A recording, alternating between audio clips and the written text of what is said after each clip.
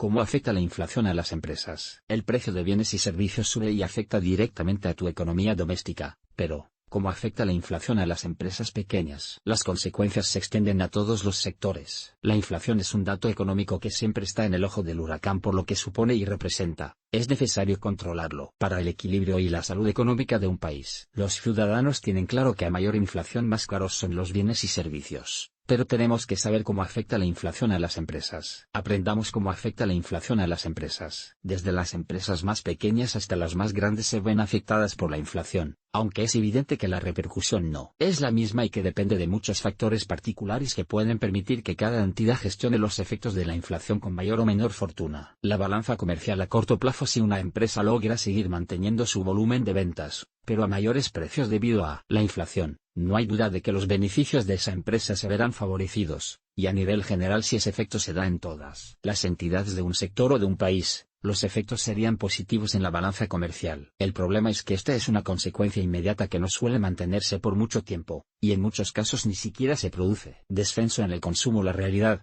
y la pauta natural es que el crecimiento de la inflación, especialmente si es continuo y sostenido en el tiempo, provoque descensos generalizados en el consumo, especialmente en el caso de bienes y servicios que no son de primera necesidad. Los ciudadanos no pueden mantener su nivel del gasto, y reducen el consumo en los bienes y servicios menos necesarios. Las empresas dedicadas a estos sectores de menos necesidad son las primeras afectadas cuando la inflación crece. Poder adquisitivo mermado: si con los mismos ingresos los ciudadanos tienen que hacer frente a las mismas necesidades que ahora por efecto de la inflación son más caros, es evidente que el poder adquisitivo se ve reducido como consecuencia de altas inflaciones. Las pequeñas empresas ven cómo sus clientes tienen que contener su gasto. Proveedores: las empresas dependen de proveedores siempre, y la inflación también dispara los precios en el caso de las materias primas. Costes administrativos: todos los gastos que soporta una estructura empresarial se ven afectados. Las consecuencias no son positivas, como es evidente. Control de la inflación.